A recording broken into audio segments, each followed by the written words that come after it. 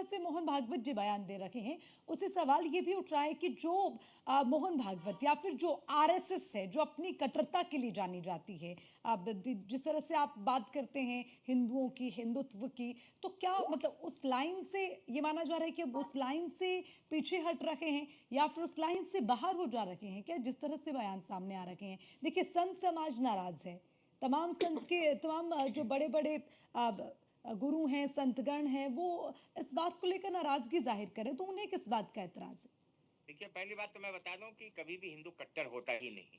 जी। हिंदू कट्टर होता तो किसी और धर्म पंथ संप्रदाय को सम्मान नहीं देता। हम्म। वह केवल अपने ही धर्म को सर्वश्रेष्ठ बताता और कहता कि दूसरे कोई नहीं है जैसा दूसरे करते हैं। तो हिंदू कट्टर नहीं है। जहां तक धार्मिक नेताओं की, धार्मिक गुरुओं की बात आप कर रही हैं, तो ऐसा रामभद्राचार्य जी ने कहा है और वो सही कहा है।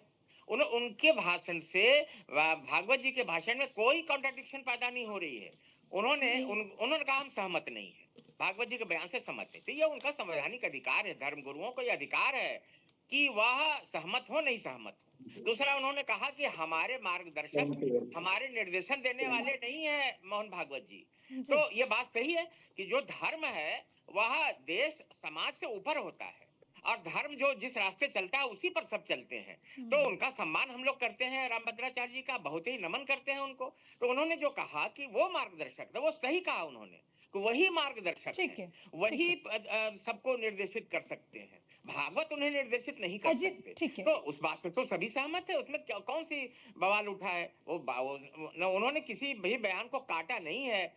मोहन भागवत जी के बयान को उन्होंने कहा कि इस समय जो है, जो अब उत्तर प्रदेश में जितनी घटनाएं हो रही हैं, हिंदू जगह है, हिंदू संस्कृति जगी है, मगर राजनीतिक जगत में या मीडिया जगत में भी पूरी बात भागवत जी की बताई नहीं जा रही है। उन्होंने यह भी कहा है, भागवत जी ने, कि पहली बात है कि जो अल्पसंख्यक का जो कंसेप्ट है यह धर्म के आधार पर नहीं होना चाहिए।